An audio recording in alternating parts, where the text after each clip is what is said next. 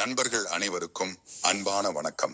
நம்முடைய தமிழ் கடவுள் முருகன் யூடியூப் சேனல்ல தொடர்ந்து யாமிருக்க பயம் ஏன் அப்படிங்கிற ஒரு அழகான தலைப்புல முருகனை பத்தின நிறைய விஷயங்களை நாம சிந்தனை செய்து வருகிறோம். அந்த வகையில இன்னைக்கு நம்ம முருகனுக்கு இருக்கக்கூடிய விரத நாட்கள், பொதுவா 48 நாட்கள் விரதம், 21 நாட்கள் விரதம் பூசத்துக்கு இருக்கணுமா, கந்த சஷ்டிக்கு இருக்கணுமா அப்படிங்கிற பல கேள்விகளுக்கு தெளிவான ஒரு விடையை சொல்லுவதாக இன்னைக்கு இந்த பதிவுல நாம சிந்தனை செய்யலாம். வாங்க, என்னுடைய குருநாதர் வள்ளல் வாரியார் சுவாமிகள் காலத்திலிருந்தும் சரி, அடியேன் சொற்பொழிவு செய்ய ஆரம்பிச்ச காலத்திலிருந்தும் சரி, முருகனை பற்றியும் முருகனுடைய விரத காலங்களை பற்றியும் விரதம் இருக்கக்கூடிய முறைகளை பற்றியும் நிறையவே மக்களுக்கு சொல்லிட்டு வரேன். அதே மாதிரி இந்த யூடியூப் ஆரம்பிச்ச காலத்திலிருந்து அநேகமாக முருகப்பெருமானுடைய விரதங்கள், முருகப்பெருமானை வழிபடக்கூடிய முறை அப்படின்னு நிறைய விஷயங்கள் நம்ம பார்த்துக்கிட்டு தான் வரோம். அது மட்டுமல்ல, பல தெய்வங்களினுடைய வழிபாடுகளை பத்தியும் நான் உங்களுக்கு நிறையவே சொல்லிட்டே இருக்கேன். விரதம் அப்படிங்கிறது என்ன? நிறைய பேருக்கு இந்த விரதம் அப்படிங்கிறதுல ஒரு பெரிய குழப்பம் இருக்கு. விரதம் அப்படிங்கிறது என்ன பொறுத்த வரைக்கும், பெரியவங்க நமக்கு சொன்ன வரைக்கும் நாம ஒரு குறிக்கோளை மேற்கொண்டு இதை நிறைவேற்றணும் அப்படின்னு பட்டினியாக இருந்து அந்த குறிக்கோளுக்காக இறைவனிடத்துல பிரார்த்தனை செய்து இருக்கக்கூடியத விரதம் அப்படின்னு நாம வச்சோம். இப்ப பட்டினி இருக்க முடியாதவர்கள் அதற்காக எளிமையான உணவுகள் எடுத்துக்கிட்டு வேற என்ன வகையில அந்த விரதத்தை இருக்கலாம் அப்படிங்கிறத காலப்போக்குல நிறையவே அவரவருடைய சூழலுக்கு ஏற்ப நம்மவே நிறைய மாத்தி சொல்றோம். இப்ப நீங்க பாருங்க, என்னுடைய எல்லா பதிவுகளிலையும் நான் சொல்லுவேன், விரதம் அப்படிங்கிறதுல பட்டினி இருக்கணும். ஆனா இப்ப மாத்திரை சாப்பிடுறவங்க, உடம்பு சரி இல்லாதவங்க கண்டிப்பா பட்டினி இருக்க முடியாது. அப்ப எங்களால அந்த விரதத்தை கடைபிடிக்க முடியாதா அப்படின்னா, உங்களால எந்த அளவுக்கு அதை இருக்க முடியுமோ அதை இருந்துக்கோங்க அப்படிங்கிறத நம்ம சொல்றோம். இது கால சூழ்நிலைக்கு ஏற்ப, உடல் சூழ்நிலை, வயது சூழ்நிலைக்கு ஏற்ப மாற்றப்படுகிறது. இது இயற்கையான ஒன்றுதான். அப்படி இருக்கும்போது நான் ஒரு பதிவு போட்டிருந்தேன், முருகனுக்கு 48 நாட்கள் இருக்கக்கூடிய விரதம் அப்படின்னு. அது எதுக்காக அப்படின்னா, சாதாரணமாகவே இந்த வழிபாட்டு நாட்களை தவிர்த்து விட்டு, அதாவது தைப்பூசம், மகாகந்த சஷ்டி, வைகாசி, விசாகம், இது எல்லாத்தையும் தவிர்த்து விட்டு பொதுவா நீங்க ஒரு 48 நாள் ஒரு விசேஷ நாள் வரல, ஆனா நாங்க ஒரு தீவிரமான பிரச்சனையில இருக்கிறோம், இந்த பிரச்சனையில இருந்து நாங்க வெளியே வரணும்னா என்ன பண்ணணும் அப்படின்னு கேட்கறவங்களுக்காக ஒரு 48 நாள் வைராக்கியமாக இருக்கக்கூடிய ஒரு விரதமாக, அதை பத்தி நான் அந்த பதிவுல நான் பேசியிருந்தேன். அதை அநேகமா நிறைய பேர் கேட்டிருப்பீங்கன்னு நான் நினைக்கிறேன். இல்லைன்னா அதோடைய லிங்க் கூட நான் கீழே டிஸ்கிரிப்ஷன் பாக்ஸ்ல உங்களுக்கு கொடுக்குறேன். அதையும் நீங்க போய் பார்த்து தெரிந்து கொள்ளலாம். இதுதான் முருகனுக்கு இருக்கக்கூடிய 48 நாட்கள். அது எப்ப வேணா நீங்க ஆரம்பிக்கலாம். அது கார்த்திகையில ஆரம்பிக்கலாம், ஐப்பசியில ஆரம்பிக்கலாம், வைகாசியில ஆரம்பிக்கலாம், சித்திரையில ஆரம்பிக்கலாம். வருஷத்துல அதுக்கு இந்த நாள் அப்படிங்கிறது கிடையவே கிடையாது. எப்ப வேண்டுமானாலும் அந்த 48 நாள் அது தனிப்பட்ட விரதமாகும். ஆனா ஒரு பொதுவான விசேஷ நாள் அப்படின்னு வரும்போது அதுக்கு வழக்கத்துல என்ன இருக்கோ அந்த விரதத்தை நாம் எடுத்துக்கொள்வது அப்படிங்கிறது தான் உச்சிதமானது, சிறப்பானதும் கூட. இப்போ ஒரு விஷயம் நீங்க தெரிஞ்சுக்கோங்க, 7 நாள் இருக்கக்கூடிய கந்த சஷ்டிய 21 நாளோ 48 நாளோ இருக்கணும் அப்படிங்கிற அவசியம் கிடையாது. அதே போல தைப்பூச விரதம் எடுத்துக்கோங்க. இப்ப அடுத்து நமக்கு வரக்கூடிய முருகனுடைய விரதம் அப்படின்னு பாத்தீங்கன்னா, கார்த்திகையில பெரிய கார்த்திகை ஒரு விரதம் வரும். அது அநேகமா நிறைய பேருக்கு தெரியாது.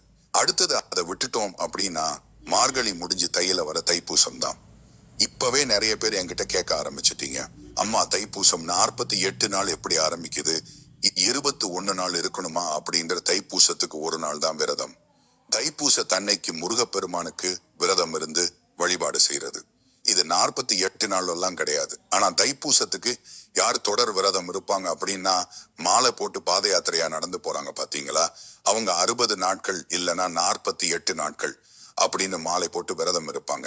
நீங்க இப்ப பாத யாத்திரை போக போறீங்களா, பழனிக்கு நடந்து போக போறீங்க அப்படின்னா, நீங்க எப்ப நடக்கிறீங்களோ, இப்ப தை மாசம் அப்படின்னா 2 மாசத்துக்கு முன்னாடி கார்த்திகை மாதம் தான் மாலை போடுவாங்க. கார்த்திகையில மாலை போட்டு முருகனுக்கு விரதம் இருந்து சைவ உணவு உண்டு. காலையிலையும் சாயந்தரமும் குளிச்சு முருகனை வழிபாடு பண்ணிட்டு தை மாசத்துல நடக்க ஆரம்பிப்பாங்க. அது 60 நாள் இருக்கக்கூடிய விரதம். ஒரு சிலர் 60 நாள் முடியலைங்கிறவங்க ஒரு 48 நாள் அதை விரதமாக மாற்றிக் கொள்வார்கள். இவங்க தான் தைப்பூசத்துக்கு 48 நாள் விரதம் இருக்கணுமே தவிர, சாதாரணமா வழிபாடு செய்யறவங்களுக்கு 48 நாள் கணக்கு கிடையாது. இப்ப நாங்க நடக்கலாமா, நாங்க பாத யாத்திரை போகல, நாங்க சாதாரணமா முருகனை வழிபாடு பண்றோம் அப்படின்னா தைப்பூசத்துக்கு ஒரே ஒரு நாள் தான் விரதம். எல்லா எல்லா விரதங்களையும் எத்தனை நாட்கள் நமக்கு பெரியவங்க இருக்கணும் அப்படின்னு வகுத்து கொடுத்திருக்கிறாங்களோ அத்தனை நாட்கள் இருந்தாலே அது போதுமானதாக நமக்கு அமையும். இப்ப புதுசா 48 நாள் இருக்கணும், 21 நாள் இருக்கணும், இப்ப அதுக்கடுத்து 18 நாள் கூட வந்திருக்கு, 18 நாள் இருக்கணும் அப்படின்னு புதிதாக வரக்கூடியதெல்லாம் இது சரியான முறையா அப்படிங்கிறது கேட்டா கிடையாது. நாங்க ஒரு கொள்கைக்காக அல்லது ஒரு வேண்டுதலுக்காக நாங்க ஒரு விரதம் இருக்கணும் அப்படின்னு ஆரம்பிச்சு அது தைப்பூசத்துல நிறைவடைகிற மாதிரி நாங்க 48 நாளைக்கு எடுத்துக்கொள்ளலாமா அப்படின்னு கேட்டா அவங்க மட்டும் எடுத்துக்கோங்க. அதை விட்டுட்டு இது பொதுவான தகவல் அப்படிங்கிறது பரவ ஆரம்பிச்சது அப்படின்னா எதிர்காலத்துல இந்த விரதங்களினுடைய முறைகளே மாறி போயிடும். சஷ்டினா 7 நாள் விரதம் ஆடி கிருத்திகைனா 1 நாள் விரதம். அதே மாதிரி ஒவ்வொரு பெரிய கார்த்திகை விரதம். இப்ப அந்த பெரிய கார்த்திகை அன்னைக்கு 1 நாள் தான் விரதம். தைப்பூசம் 1 நாள் தான் விரதம். வைகாசி விசாகம் அப்படின்னா அது 1 நாள் தான் விரதம். இது மாதிரி முருகனுக்கு உண்டான விரத காலங்கள்ல எது எப்படி இருக்கணும் அப்படிங்கிற முறை இருக்கு. இப்ப கார்த்திகை விரதமே மாதந்தோறும் இருக்கக்கூடியவர்களுக்கு நான் என்னுடைய பதிவுல சொல்லி இருக்கேன். கார்த்திகை அன்னைக்கு விரதம் இருக்கிறதோட சேர்த்து முதல் நாள் பரணியும் விரதம் இருந்து கார்த்திகையும் விரதம் இருந்தா விசேஷம் அப்படிங்கறத நான் உங்களுக்கு சொல்லியிருக்கேன். அப்ப அது 2 நாள் விரதமாக அது மாற்றப்படுகிறது இல்லையா? அது மாதிரி பெரியவங்க நமக்கு என்ன சொன்னாங்களோ அந்த முறையில நம்ம கடைபிடிச்சுக்கலாம். எல்லாருக்கும் இது பொதுவான முறையா அப்படின்னு கேட்டீங்கன்னா கிடையாது. ஒரு சிலர் கடைபிடிக்கிறத இப்ப நமக்கு சொல்லி ஓ இதுதான் நிஜமான வழிபாடு போல இருக்கு அப்படிங்கிற ஒரு எண்ணம் எல்லாருக்கும் வந்துருது.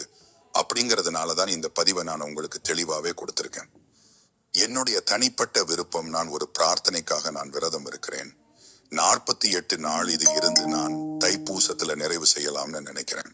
அப்படிங்கிறவங்க மட்டும் அந்த விரதத்தை எடுங்க. மத்தவங்க சாதாரணமாக எந்தெந்த விரதத்துக்கு எத்தனை நாள் சொல்லப்பட்டிருக்கோ அத்தனை நாளைக்கு அந்த விரதத்தை நீங்க எடுத்துக்கிட்டீங்கனாலே போதும். அதனுடைய முழு பலனும் நமக்கு கண்டிப்பாக கிடைக்கும். இந்த பதிவை உங்களுடைய நண்பர்கள், உற்றார் உறவினர்களோட கண்டிப்பா பகிர்ந்து கொள்ளுங்க. நம்முடைய தமிழ் கடவுள் முருகன் யூடியூப் சேனலை இதுவரைக்கும் நீங்க சப்ஸ்கிரைப் பண்ணாமலேயே பார்க்கிறீங்க அப்படின்னா கண்டிப்பா சப்ஸ்கிரைப் பண்ணிக்கோங்க. மீண்டும் மற்றும் ஒரு சிறப்பான பதிவில் உங்கள் அனைவரையும் சந்திக்கும் வரை உங்கள் அனைவருக்கும் நன்றி, வணக்கம்.